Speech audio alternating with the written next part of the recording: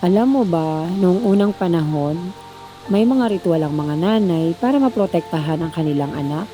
Pero saan nga ba ito nagsimula at sino ang nagpauso nito? Noong sinaunang panahon sa Pilipinas at iba pang bahagi ng mundo, naniniwala ang mga tao sa kapangyarihan ng kalikasan, espiritu at tradisyon. Isa sa mga kilalang ritual ng mga nanay noon ay paglalagay ng bawang, asin o pulang tela sa tabi ng sanggol. Naniniwala sila na ito ay proteksyon laban sa masamang espiritu o tinatawag nilang usog o bati. May mga nanay din na hindi agad nagpapalabas ng bagong silang na sanggol lalo na sa gabi. Para sa kanila, delikado raw ito dahil maaring lapitan ng mga nilalang na hindi nakikita ng ordinaryong tao. Sa ilang lugar naman, kapag umiiyak ng walang dahilan ng bata, dinadala ito sa albularyo o hilot. Naniniwala ang mga nanay na may espiritual na dahilan ang sakit o pag-iyak ng anak. Pero saan nga ba talaga nanggaling ang mga ritual na ito? Ayon sa mga historiador at eksperto sa kultura, ang mga ritual na ito ay nagsimula sa mga ninuno natin, ang mga katutubo at sinaunang pamayanan.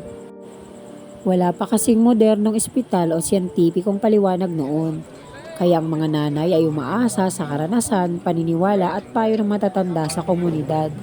Ipinapasa ito mula sa lola papunta sa nanay hanggang sa susunod na henerasyon. Sa ibang bansa naman ay may katulad ding ritual. Halimbawa, may mga nanay na naglalagay ng anting-anting o nagsasagawa ng dasal para sa proteksyon ng anak. Ibig sabihin, hindi lang ito nangyayari sa isang lugar. Ito ay bahagi ng human instinct ng pagiging ina. Ang protektahan ng anak sa kahit anong paraan.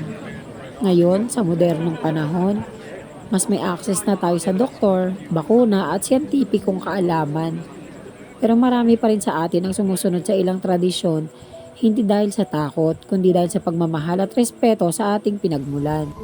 Sa huli, ang mga ritual ng mga nanay noong unang panahon ay paalaala na ang isang ina ay gagawin ng lahat para sa kaligtasan ng kanyang anak.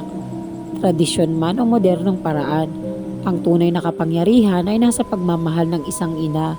At ikaw, naniniwala ka ba sa mga lumang ritual na ito?